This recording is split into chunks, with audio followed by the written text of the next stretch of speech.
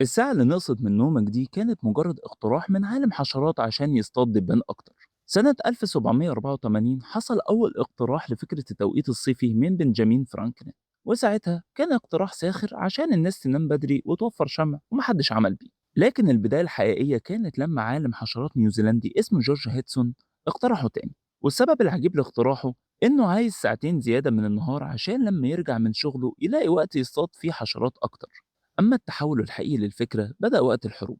خلال الحرب العالمية الأولى بدأت بعض الدول زي ألمانيا تستخدم التوقيت ده كوسيلة لتنظيم استهلاك الطاقة، وبعدها دول تانية زي أمريكا وإنجلترا طبقته، وساعتها كان بيعرف أحيانا باسم وقت الحرب. الناس بقى كانت متلخبطة ومش فاهمة الهدف من التوقيت الصيفي، وافتكروا إنه معمول عشان يدي وقت أطول للفلاحين والمزارعين في الغيطان والحقول. لكن الواقع إن المزارعين كانوا بيعتمدوا أكتر على ضوء الصبح بدري مش آخر النهار عشان يلحقوا يجمعوا المحاصيل ويحلبوا البقر ويوصلوا منتجاتهم للسوق. في المقابل كان في فئات تانية شايفاه مفيد زي التجار، لأنهم لاحظوا إن الموظف لما يخلص شغله ويرجع بيته بيبقى عنده وقت ينزل ويشتري ويتسوق. ومع الوقت بعض الدول بدأت تعتمده بشكل أوسع، خصوصا في أوقات أزمات الطاقة زي اللي حصل في أمريكا بسبب أزمة الوقود العالمية سنة 1974. الرئيس الأمريكي قرر يخلي التوقيت الصيفي شغال طول السنة، ولأن في الشتا الشمس بتطلع متأخر والأطفال بقى يروحوا المدارس والدنيا لسه ضلمة، حصلت كوارث كتير.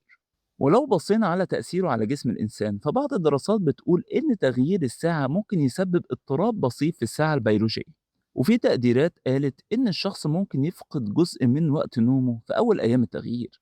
أما على المستوى الاقتصادي ففي تجربة غريبة حصلت في ولاية أنديانا في أمريكا، طبقوا التوقيت في مقاطعات ومقاطعات تانية لأ، ولما عمموه على الولاية كلها تمت مقارنة فواتير الكهرباء قبل وبعد التطبيق. والمفاجأة إنهم لاحظوا زيادة بسيطة في استهلاك الكهرباء السكني مع التوقيت الصيفي، بسبب إن الناس بقت تشغل التكييف بالليل أكتر لأن الجو بيبقى حر لفترة أطول.